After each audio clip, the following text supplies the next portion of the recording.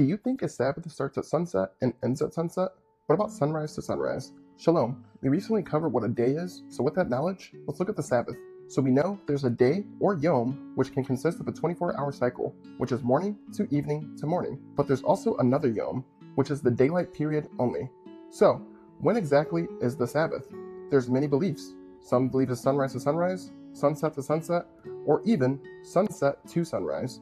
But let's look at what the Bible shows us. I'll be reading these verses from the ESV, starting with Mark chapter 15, verses 42 through 46. And it says, "And when evening had come, since it was the day of preparation, that is, the day before the Sabbath, Joseph of Arimathea, a respected member of the council, who was also himself looking for the kingdom of God, took courage and went to Pilate and asked for the body of Jesus. Pilate was surprised to hear that he should have already died, and summoning the centurion, he asked him whether he was already dead. And when he learned from the centurion that he was dead, he granted the corpse to Joseph. And Joseph bought a linen shroud, and taking him down, wrapped him in the linen shroud and laid him in a tomb that had been cut out of the rock. And he rolled a stone against the entrance of the tomb." Looking at these verses, it shows that Joseph was working at evening during the day of preparation. This also shows that the high Sabbath hasn't started yet, and that this is evening before the high Sabbath.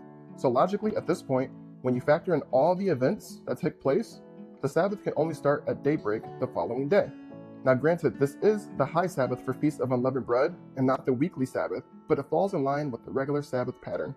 Let's also take a look at the weekly Sabbath. Let's look at Mark chapter 16, verse 1 through 2. It says, "When the Sabbath was passed, Mary Magdalene, Mary the mother of James, and Salome bought spices, so that they might go and anoint him. And very early on the first day of the week, when the sun had risen, they went to the tomb." Let's also look at Matthew chapter 28, verse 1.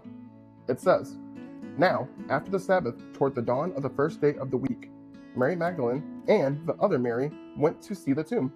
Now, no matter which translation you read, there is logically only one answer that makes sense.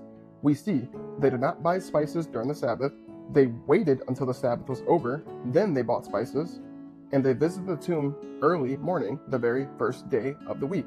So if the Sabbath was sunset to sunset, and if a day is also sunset to sunset, the first day of the week would have already started at sunset, which cannot work here as they bought spices early first day of the week.